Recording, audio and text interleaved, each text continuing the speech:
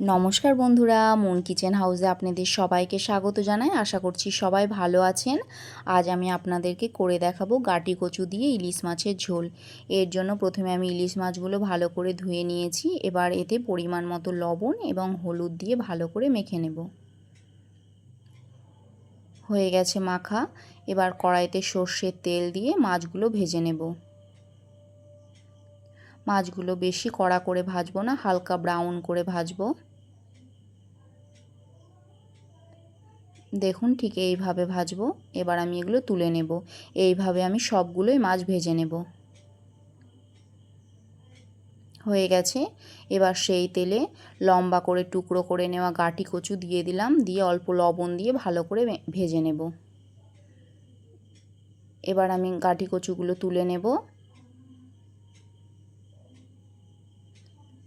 সেই তেলে শুকনো লঙ্কা এবং কালো জিরে ফোড়ন দিয়ে দিলাম। ফোড়নটা একটু লাল হয়ে এলে এতে একটা বাটিতে 1 চামচ লবণ, হলুদ এবং অল্প জল দিয়ে মিশ্রণটা মিশিয়ে দিয়ে দেব। দিয়ে সঙ্গে সঙ্গেই ভেজে রাখা কচুটা দিয়ে দেব, দিয়ে ভালো করে কষবো। যখন দেখব তেল ছেড়ে গেছে তখন এতে গরম জল দিয়ে দেব। ঝোলটা ফুটে উঠলে 3 থেকে 4 মিনিটের জন্য ঢাকা দিয়ে দেব, এতে কচুটা সেদ্ধ হয়ে যাবে।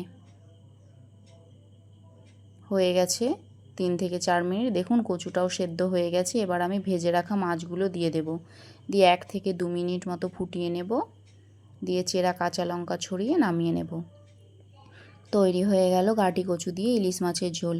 আমার ভিডিও যদি ভালো লেগে থাকে কমেন্টের মাধ্যমে জানাবেন। নতুন হয়ে থাকলে আমার চ্যানেলটি সাবস্ক্রাইব করে প্লিজ পাশে থাকবেন।